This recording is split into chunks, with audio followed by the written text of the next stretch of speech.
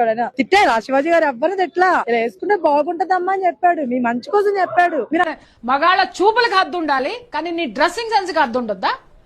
సామాన్లు కనపడేలాగా మీరు బట్టలు వేసుకున్నారు, అన్నదాన్ని పట్టుకున్నారు తప్ప స్త్రీ ప్రకృతి లాంటిది అన్న మంచి మాటనే ఇంకా కట్టని ప్యాంట్ వేయని సూటు బూట్ వేయని ఏమన్నా ఉండని కప్పుకు తిరిగారు బట్టలతో. బేసిక్ చెప్తాను, అన్న రాంగ్ ఇంటెన్షన్ తో అయితే చెప్పలేదు. ఆయన వాడిన పదజాలన కొద్ది డిఫరెంట్ గా ఉండొచ్చు, కానీ మా యాక్టర్ శివాజీ గారికి సమాజం పట్ల ఎంత గౌరవం ఉందో తెలుగు రాష్ట్ర ప్రజలకి చెప్పనక్కర్లేదు. ఆయన హావభావాలు ఓటు కాడ సామాన్లు మరి ఒక ఊటుపుల అంటే నీ సామాన్లు భద్రం అని అన్నారు. మరి అనసూర్య రేపు జరుగుతున్నాయి పిల్లల్ని అక్కడ పోయి సమాధానం చెప్పవనామని, ఇక్కడ కాదు మాట్లాడతాను కావాలి.